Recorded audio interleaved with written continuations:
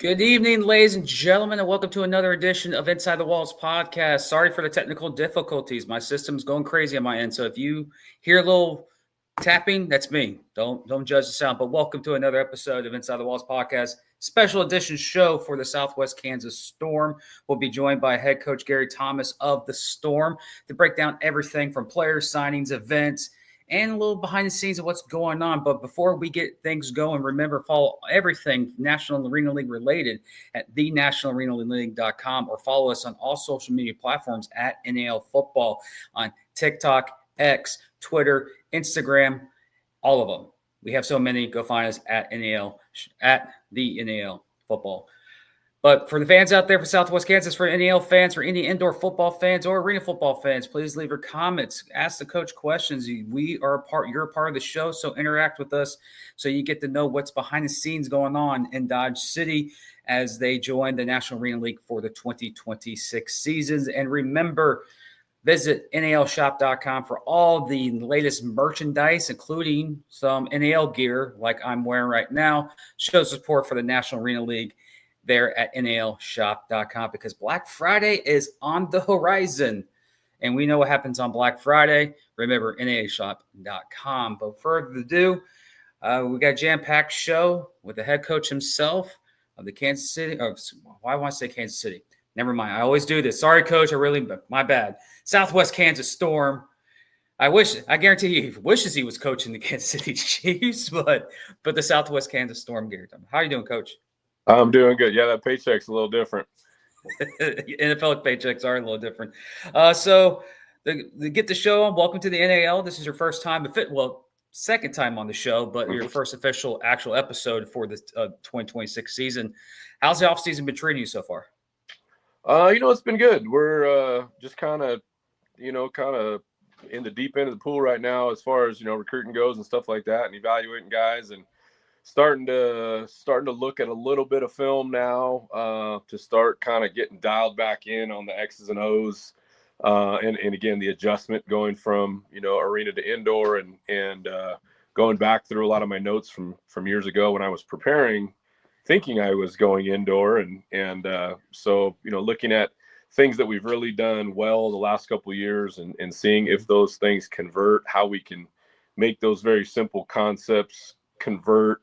Some of them's not a direct translation, when you add that fourth DB in there, so there's some floaters around there that make the read not quite as clean, so we've got to figure out how to occupy and manipulate and all that kind of stuff. So but it's been good. It's good to start thinking about football again and instead of just being a fan and watching it on TV and start having to have a little bit of accountability to go along with it. Well, you can't hate watching on TV. At least you can join your own where you're at, your house or out in the restaurant or somewhere. But it's fun when you're actually on the field coaching because season's here. But again, you made that was one of my questions when I asked about the transition from the arena style to the indoor style. What type of is it just more of a coaching strategy or how the transition will be different from the two different styles? It is quite different, in all honesty. The second motion guy and the ability to go empty. I mean, really, you take a playbook and it infinitely becomes, greater as far as your options of what you're capable of. So you almost have to limit your imagination a little bit. You can't, you got the pen in your hand and you're like, wow, these are all good ideas, but I can't possibly teach all that. We can't get good at all that. And on the flip side of that, you add the fourth DB in there. The fourth DB to me is the biggest key to the entire game as far as comparing one to the other. Even to me more so than the second motion guy. Because with that fourth DB, you can get into any possible coverage that you can, limit yourself to. You got an extra guy in the box. You've got, in run support, you can roll coverages. You can disguise coverages better.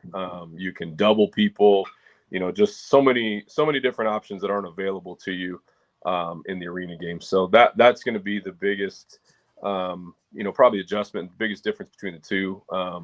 But again, in my world, coming from outdoor football, those are all things that I'm used to. I was actually the other way around. I had to get used to the arena game. That was that was the game that was foreign to me, in all honesty. Back when they were the Dodge City Law, I had some friends that were on the coaching staff. I had former players that were on the team, and so I got to watch them quite a bit. And then, when the storm kind of came back about, I had former players that were involved, and actually Coach Vincent, who was the head coach, he played for me in college. He actually worked for me at the college here as well. So I was, I watched a lot of games, and so the indoor style was all my whole frame of reference, other than, essentially when I was a little kid watching the Arena League, on television. But I never, as much Arena League as everybody was exposed to, that's in my age group at a young age, I don't know that I ever really paid attention to the schematics of it and all of the, all of the ins and intricacies of it until I, was immersed in it. And, so that, that was probably more of a learning curve to me than some of the things conceptually that you can do in the indoor game. And I think a lot of people agree. The indoor game probably mimics outdoor football more closely than the arena style does. Well, a lot in the arena style, it's more one-on-one coverage with the receivers and the DBs. And if you have the best receiver, you're going to beat that DB. In the indoor style, you have that rover or the safety or the X, different coaches call it different positions, that can just, you can double team somebody and have someone, behind you covering. But one thing that people don't talk about indoor compared to the Arena League, in Arena, you have the nets, you have extra for crazy bounces. So missing a field goal really won't hurt you as much as in this game, where special teams is really crucial because of the deuce rule, and that if you miss it, you get penalized. How big is the special team side of things from your perspective compared to the two styles between indoor and arena? Not having the nets is, as far as the special teams goes, probably the biggest, I was just watching some things today, and the nets just adds a wild, aspect to, kickoff return and kickoff, and so many things that can happen, when that ball catches the iron, or, you playing against teams that have really good kickers. And, there were games where, there was a 6-point swing, their kicker hits 3 deuces. And I mean, those are unaccounted points that you've got to possession almost. Yeah, absolutely. So, that's probably the biggest, difference in the two games. That ball trickling down the net seems like it's in the air longer as I'm looking at how I want to approach it. The ball takes longer to get into your returner's hands because everybody is trying to get the deuce. So it's, by the time it gets down that net, your guy turns around and, they're about the 7-yard line, and you better hope you got some blocking. Seems like a lot of the indoor stuff, people like to play different games. If you've got a guy that can, flirt with that ceiling, you can get it to hang up there a little bit. But it seems like a lot of the coverage is a little further away than they are, in the arena game, just because you have more time to run. And I know you can. Doesn't seem like a lot of people are chasing the 2-point on the kickoff. I know there's been some that have been documented statistically. I've seen the IFL and I think maybe it was the Colorado team had a really good kicker last year, and he maybe had quite a few. But it just doesn't seem, in the arena game, it's all the time. It's if you can get points there, you need to get points there. So the challenge in the arena game was some of in all honesty, the kickers were really, really good on every single team. The limitations were the arenas. Billings had a big old scoreboard right in the middle, and their guy hit it a couple times. Our guy hit it once. Ours has a higher ceiling, but you can still catch it if you have an elite leg. Salina's is a little bit low. Washington's was low. They had a big scoreboard right in the middle. So that was the biggest thing, is when you get to a place, figuring out what you can and can't get away with. A lot of the arenas other than Salina I haven't seen, so I'm not sure what their limitations are going to be. But I know that the two things that I feel confident in saying is there's going to be a lot less people chasing the points and trying to position kick or put you in a certain position with the kick.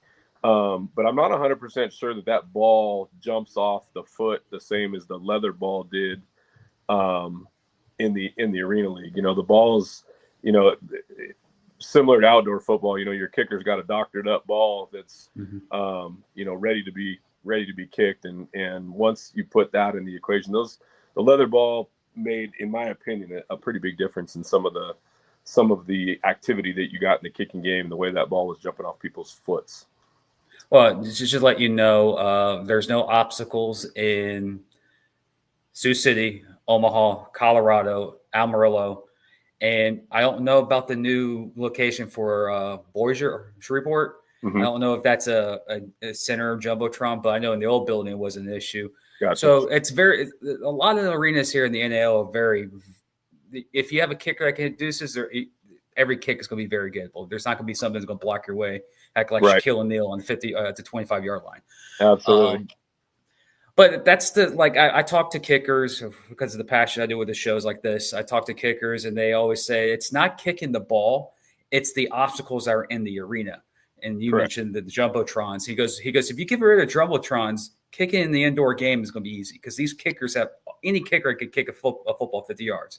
Right. And we see it all the time in all the leagues. And you saw in the NFL now, it's like 67-yard kicks, 60-yard kicks are nothing now. Yeah, like the new 47 yards. Yeah, it's like the kickers are just getting better as the technology in the sport improves and the health and the nutrition. You're going to find kickers are going to bomb it. So the obstacle is the arena itself. But I could tell you, Coach, by experience, in a lot of these arenas, it's going to be gettable.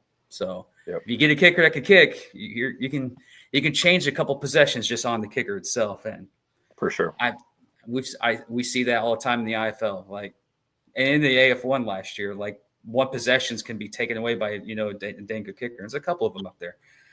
But one thing that both games are different for me as a person who has shows that covers the indoor style. It's the read option, the motion, and in the backfield, not just the motion going down the field, but the confusion that you can cause and have undisciplined eyes look in the backfield and read the wrong read, and you have a running back running down the field or a receiver.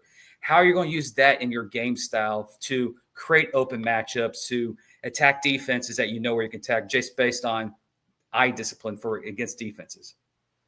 I mean, in all honesty, that we were the one that was kind of anti-arena the last couple of years. We've been playing an indoor style in the Arena League. We've been in the gun 100% of the time. We've led the Arena League in rushing the last 2 years by almost triple the next guy. Jalen Morton rushed for, I think, almost 500 yards the year before. Vince DeLeo was our running back, who's now a UFL guy. He rushed for almost 400 yards. Matt Struck had maybe 200 yards. So we've always had a commitment to the run game. That's the thing I probably feel the most comfortable about. We probably overkilled what we needed to do in the run game. See, the thing about what we were doing in the Arena League was, we were playing an indoor style run game in the Arena League. Well, with that 5-man box, you have to be creative. You're outnumbered. You're even outnumbered when you involve the quarterback in the run.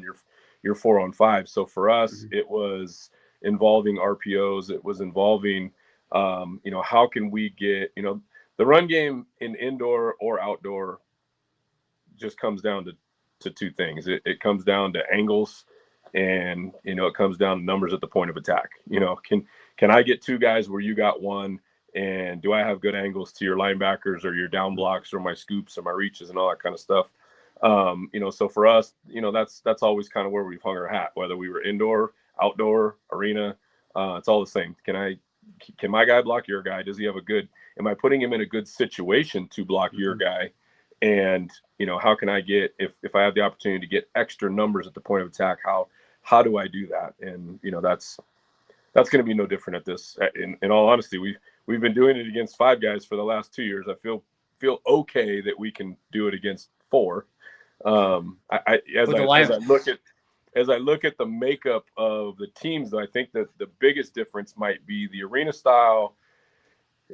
When you look at the purists, the guys that have been in the arena and are trying to duplicate the product that's been around for 4 years, they are trying to play with a bigger body up front. They are playing with a 270-pound defensive end sometimes. They're playing with a true nose, and they're playing with really, heavier defensive ends or outdoor three techniques at times, just because of the bodies available. And even, the MAC linebackers are almost, because they're hugged up in that gap, they're almost like a defensive end. They're not small like outdoor linebackers, but they're not quite as heavy as some of those, those guys have been playing. So some of the things that we were doing, I do know we're going to have to kind of tweak a little bit. We're running zone read against heavier bodies sometimes in the Arena League, and I'm as I'm studying what people are putting out there on the field, I think the defensive ends might be a little twitchier in the indoor game. So you might get some false reads, or if they're going to run the heel line, they can get there a little faster.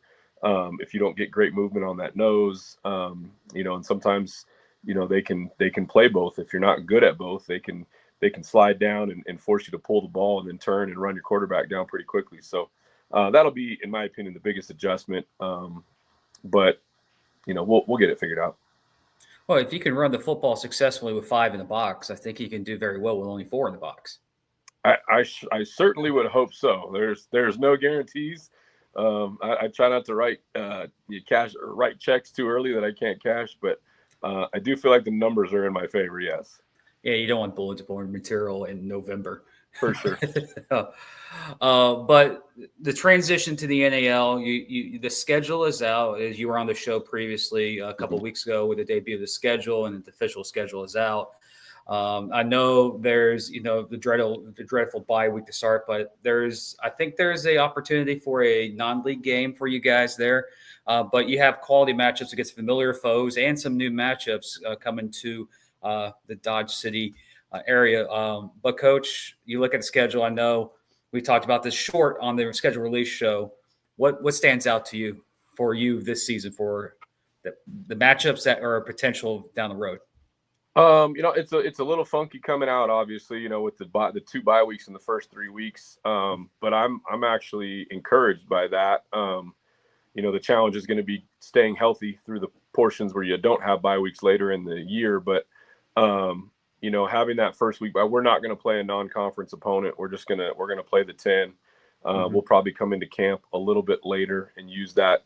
Everyone else is playing that opening weekend. That'll still be a week of camp for us, and then then we'll go into game week after that. But having the bye after game 1 is I really like that, honestly, because it allows you to make a lot of corrections that the sloppiness that you went into the first game with gives you a really good opportunity to kind of get right after that first game. And that first game is a long travel game. Everyone has a different assessment of what bad travel is to them, but I look at going to Louisiana. That's the only one that's maybe uncomfortable. Going to Sioux City compared to what we've done the last couple of years, going to Sioux City is like, going to the grocery store. We go to Amarillo, which is 4 hours. We did that last year. We had to fly out of Amarillo to go to Albany. So, going to Sioux City, going to Dallas, we had to, when we flew to Washington, we had to drive to Denver first. That's 6 hours. Well, that's almost the same as going to Dallas, but for a game. So, we go to Salina, obviously that's an easy one. So for us, I really am not bothered by the travel. I actually think it's really, really good. I would say I'm looking forward to any travel, but compared to what we've had and what we've grown accustomed to, the travel I think is going to be a piece of cake for us. But as the way the schedule falls, I do like the way it falls early. I do like the 3 home games in a row there, kind of towards the middle.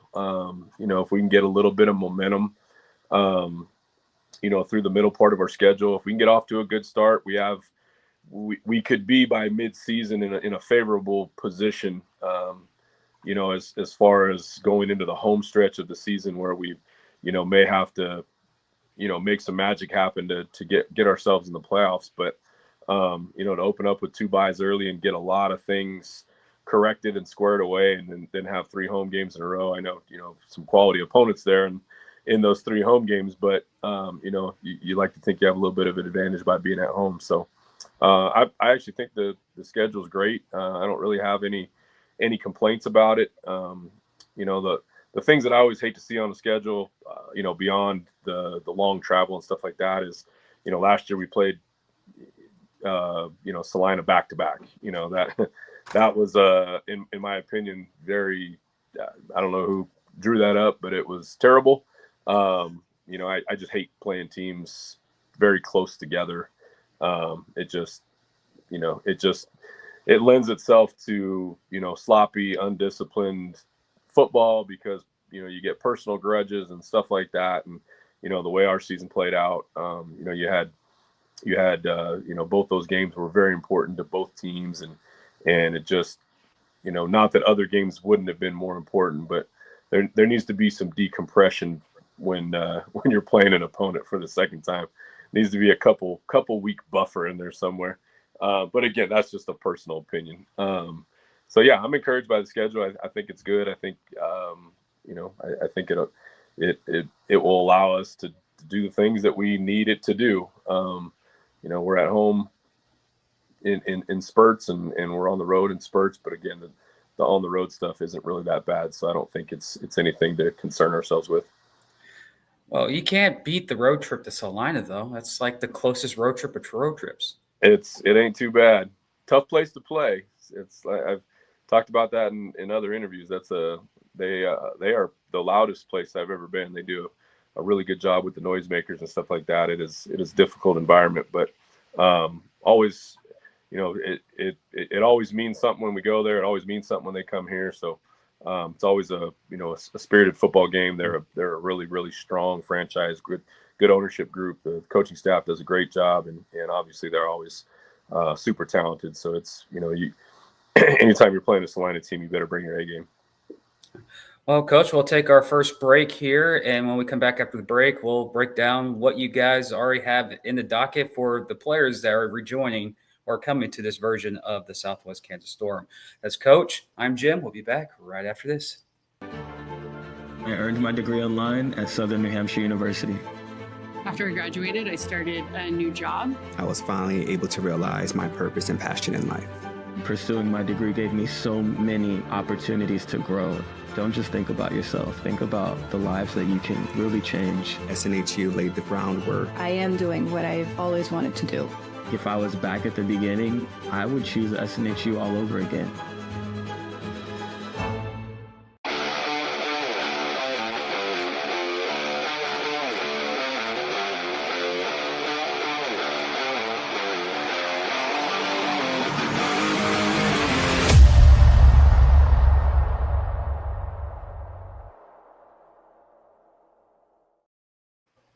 Welcome back to Inside the Walls podcast, and we're looking at the ceiling. That's sorry about that. It's okay, Coach. There we go. We've seen different things from people, the houses and their surrounding areas of ceilings. Yeah. We're kind of used to it here. Apologize, but that's good. Coach, we have a couple of slides of players that are signed, but if you want to the fans to know, go on the website. The whole doc is there, but this is a chance to discuss the guys who are returning to the team and who might be coming back and where we stand right now with this version of the Storm. Yeah, so I mean, we are. I think if you looked at us compared to others, you might be like, "Wow, they're kind of way behind." But we attack it a little bit different, and we usually don't bring in the max, so we kind of recruit to guys that. I base it on, can that guy start for me? Can I win with that guy on the field? And if I think that I can, I don't chase around early guys that I don't foresee playing. I don't generally sign a guy that I'm like, well, he may or may not work out in camp.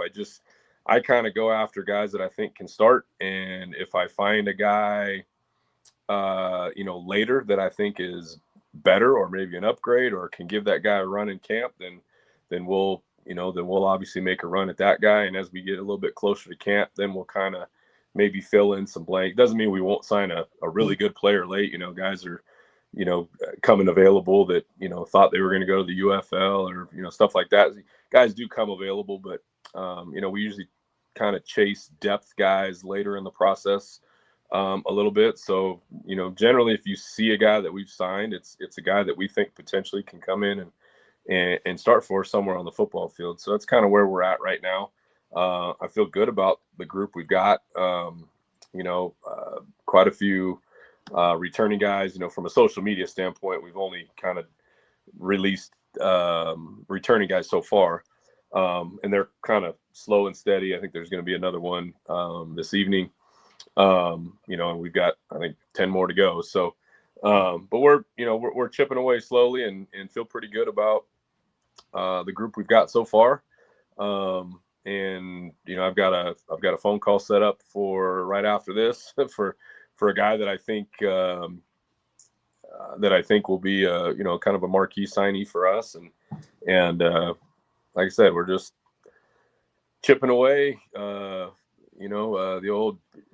the old football sayings, brick by brick, all the coach speak cliches you come up with. It's kind of really where we're at right now. So it's November. Was it brick by brick? Standard's the standard. One step at a time. Carry your water. Yeah, it's all the cliches. For fans are like, oh, here's a typical coach talking about cliches, right. But we see in college football, we see in the NFL when coaches after a loss or a win, they say the same terms. Like, is your vocabulary bigger than that? But right. It's coaches speak. So currently right now on the Southwest Kansas Storm website, there's a lot of individuals. We just showed a couple of them up here. Mm-hmm. But I'm starting to see a trend here with the guys. A lot of guys from D2, NIA. You got some D1 talent in there, but a lot of guys that have already played under you that are coming back to run it back of sorts. Mm-hmm. I know there's a different style from arena to indoor, but you can still win by adding pieces around and you evolve. What are you trying to build as an identity for this team, including with the guys that you currently have on roster right now? From an identity standpoint, we just, we want to be us, not to get into the coach speak stuff. We want to be tough up front. You're not going to win any football games if you're not tough up front. The thing that I've always put an emphasis on is balance. We have to be, there are going to be games where we will struggle to throw the football. And we better be able to run the ball when they know we're going to run the ball. There will be games where we will struggle to run the football, and we better be able to throw the ball to win. And that's kind of where I've always, I feel like sometimes we over prepare because, if we walk into a game and, nobody says they have to play certain coverages, what we expect may not be what we see, especially in the outdoor game, but which is really where my background is. So I always wanted to have answers. If they do this, what do I do? And I always tried to have a plan going into the game, but I had a plan from another plan for if this happens, and I had another plan if this happens, and try to never get caught where I'm just in a scenario where, wow, we're in some trouble, or wow, we got to go in at halftime and reinvent the whole offense or defense. So, for us, we spent a lot of time doing a lot of things. There are going to be, I used to tell the outdoor guys, in certain games we would go into, I said this, we're going to run 80 plays today, but there's going to be about 5 plays where everyone in the stands knows that we have to run the football, and everyone on the other sideline knows that we're going to run the football, and we've got to run the football. We've got to get the yard, the 2 yards, the 3 yards. Mm-hmm. There's going to be about 5 or 6 plays in this game where we are going to have to throw the ball. They know we're going to have to throw it. We've got to be able to protect. We've got to be able to get open if it's man, if it's press. We've got to be able to sit down in the right zones, and we got to be able to play catch. In the game, in these tightly contested games, yes, the 80 plays do matter, and maybe in this league it's, 45 plays. They do matter, but there's about 8 plays that are going to be really, really, really important. And we better have answers for everything that we see. If we want to be a zone team and they're going to run the heel line and gap exchange the backside, zone's a dead play for the most part, unless you can just make that guy miss, because you can crack a guy with motion and crack the gap exchange guy, and but if they replace him with a safety, you're going to be outnumbered. So we can't go into a game thinking we're a zone team and all of a sudden the zone is a play that's irrelevant. We better have answers. Is it going to be counter? Is it going to be outside zone? Is it going to be jet sweep? Is it going to be speed option? What's our answer going to be? We can't just say, well, I guess we're not running the ball today. That's kind of from an identity standpoint who I've always tried to be. And I think our players have have been pretty adaptive to adopting the culture and wanting to come back here and play multiple years. And we've had a pretty good success of having guys return for multiple years. And I think that's a direct correlation in how our ownership runs the operation and how, our coaching staff treats people and the things that we have to offer here, versus other places. Cause a lot of these guys have been in other places and they feel comfortable enough to come back here multiple times and give it another run. But, not the yeller and screamer I was at a younger age in the outdoor game, and especially in junior college, coaching 18 and 19-year-olds and trying to get them to conform to, certain rules and culture stuff. So we are, probably a little more relaxed here than other people are, in all honesty. And some of that comes down to, my personal situation of how I approach it and, how I feed my family and take care of my family and not having the pressure that maybe some other people have of having to be, having to make certain, having a tense situation and tense culture. People can read the room and they can read your body language and myself, everybody, we're as competitive as anybody out there, but we may not seem like it sometimes in how we, approach scenarios and there's two ways to motivate guys to play good. And that's the way I look at it. One of is just to grind on them all the time. And every day that they come to practice, they're playing for their jobs, and everything that they do, they're under stress all the time to perform. And that way is effective. It has proven successful for a lot of people. But the other way is to bring guys in, let them know that you care about them, that you want them to be successful, that you have their best interests at heart, and everything that the organization does is to benefit the player in their own personal situation, and give them the opportunity, give them the tools to be successful and be supportive, and let them go out there and have fun and thrive in a fun environment. And that's kind of the side that I'm on at this point in my life. And I'm not saying both ways can't be successful, but that's just how we choose to operate here. And I think guys do appreciate that. Well, I know one thing that you got to appreciate is the fans, the support. But I know there's one thing that you go to the fans and like, okay, we all know there's it's about 100 to 200 fans, roughly, just a number. Every play that you made that cost you a game or you didn't do wrong, you have 100 to 200 offensive coordinators or defensive coordinators in this crowd. Like, you should have done this, you should have done that. But it's the passion they have. And one thing I know about the Southwest Kansas, from looking from afar, you have a very dedicated fan base. How's the community been, accepting this team and this organization over the years there in Dodge City? The fans have been great. My first year was a little challenging. We had some Sunday games that were like at 2:00 because of some of the scheduling stuff with the TV.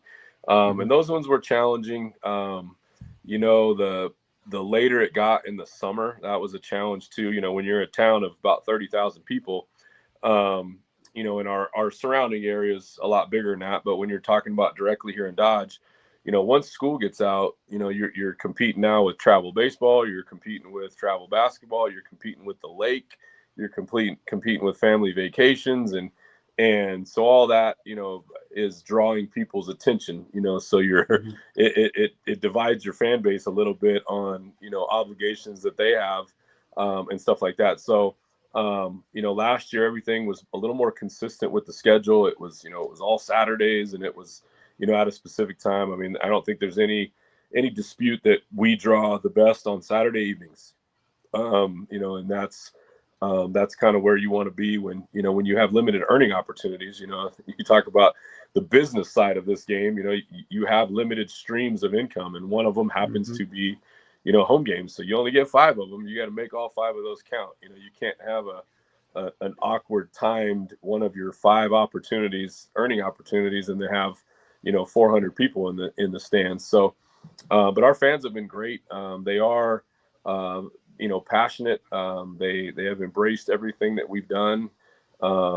Yes, there's a good portion of offensive and defensive coordinators in the stands when we do things incorrectly or don't execute something, and they have a better plan. But that's that's part of the business, and that's nothing that's I haven't dealt with over longer periods of time.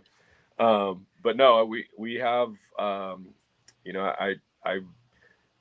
if you wanted to go per capita and break it down, if we're putting 1,800 people in the stands per game in a town of 30,000, if you want to go per capita on what other teams are putting in the stands versus their population of their city, I think we're right on par with kind of where everybody else needs to be, or where everybody else is, if not better in some scenarios. So, we've got a really good arena. It's really nice. It's set up perfectly for this kind of experience. You got the suites all around the side, and those are always packed. 2 sides, the fans are just right up on you. The casino's connected to the building. So it's just a great environment for arena football. There's stuff to do before the game. There's stuff to do after the game. And obviously there's stuff to do during the game. So, very fortunate in our setup here. And just, fortunate all the way around that our owners, put the faith in me to be kind of the face of this thing. And I think we've made big strides here in the last 2 years, and now we're taking on a new opportunity. But I feel like they've given us the resources to be successful. I feel like we have the knowledge to be successful, but we gotta put all the ingredients in a pot and see if we can make it taste good too. So. Well, speaking about the fans and the interactions and the suites, where can the fans get a hold of the organization to get a chance to get in one of those suites and season tickets? Where can they go to purchase tickets for the 2026 season?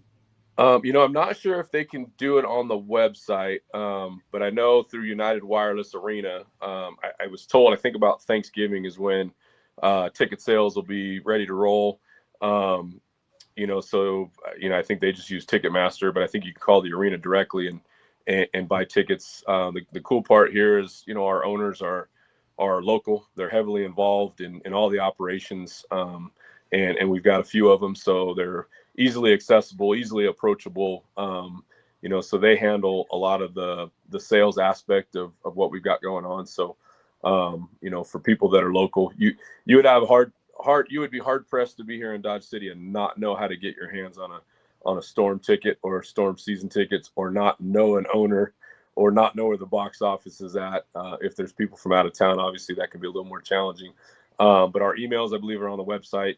Feel free to reach out to, myself or anyone in the front office, and generally they'll get back to you pretty quick and address any questions, comments, concerns, whether it's tickets or otherwise. Any upcoming events for the organization with the fans? Not necessarily. Like I said, right now we're just kind of heavy into the recruiting aspect of it. I don't know that we'll do anything, per se. We talked kind of before. We're not a big tryout guy. I think I'm not opposed to the diamond in the rough, and people do contact me. Sometimes we will do a private workout for a guy. I just, as I look at tryouts, you have, being that we're kind of isolated a little bit geographically, it's a significant cost for somebody to come here. And if a guy's already has limited, funds, between, hotels and travel and all that kind of stuff, there's got to be a better way for me to evaluate that guy than, charge him $80, $100, whatever people are charging just to come all the way here when I got a pretty good idea, based on, certain measurable things, whether the guy actually has a legitimate shot. Sometimes I don't want to say the tryouts are unnecessary, because you do probably sign a guy from the tryouts, whether you want to or not. But I just think that, you know, sometimes maybe it's just a fundraiser for the organization. And, you know, you got to pay by the time you pay for the facility and, you know, put a little money in the coaches' pockets for their time, or if you had to, you know, pay somebody to help you run the event, you know, it's a break-even venture. And the only one that ends up coming on the bad end of that is potentially majority. You know, if you have 20 guys show up and you sign one, that's 19 guys that are out a bunch of money you know, if we were in, you know, Dallas or Denver or Phoenix or, you know, LA, maybe that's a little more realistic of a thing. But I just feel like my eyeballs can tell me what I need to know. And then you could send me film, or if you have previous professional experience or even semi-pro experience, that's something I could evaluate for myself and save you the time and trouble. But as far as other stuff, go ahead. I was going to say, also all the coaches in the league talk to each other. So if there's a guy that they know, like they may, you know, hey, check him out. He lives in this area close to Dodge City, and it's word of ear. Like, yeah, Dodge City may be in the middle of, like, honestly, don't take offense, middle of nowhere compared to like Dallas, Denver, and, you know, Kansas City. But if someone in college, like if Coach Shaw saw someone in Denver who lives near Dodge City, he'll call you and say, hey, check this guy out. He, you know, hell, it's more to just get your film to the right guys and, you know, present yourself well. You're going to find lane spot. That's why I always tell players. So correct. Don't burn any bridges. Yeah. We've got a returning player that I'm trying to help go to a team on the East Coast in a different league. Just, you know, it's closer to his house. You know, he played well for us last year. I'd love to have him back, but I get it. You know, if you could have your family come watch you and you could drive an hour on your bye week to go home and be with your family, that's a great opportunity for you. You know, and sometimes that's a little challenging around here. So it's a win-win. Correct. Well, Coach, I appreciate you joining. I know it's the off season. It's in November. Thanksgiving's around the corner. You know, Black Friday's coming around. So shopping season's like crazy. Football's going crazy, especially in the outdoor game. Just don't get caught in any NBA shenanigans that's been happening with the Yeah, they got their own media crisis. Yeah, they do. But I really appreciate it for you joining. Remember, folks, follow everything National Arena League related at thenationalarenaleague.com. Remember, visit Southwest Kansas at SWK Storm online, and also on their social media, same at SWK Storm, for all of their content there as well. And of course, Facebook, Southwest Kansas, to get all the information there. Coach, again, appreciate it. To the fans, we'll be back next week, Tuesday, as we go visit the Spartans in Colorado. We may have a couple of guests on that show next week to talk about the Spartans. But, Coach, again, appreciate you joining. To the fans of Southwest Kansas, get a hold of this guy, call the arena, get loaded, get ready for the 2026 season. That's Coach Gary Thomas. I am Jim Renier. This has been episode, I don't know, there's too many episodes. I'm not even giving you the number how many episodes we've done. We'll see you next week, folks. Bye. Peace.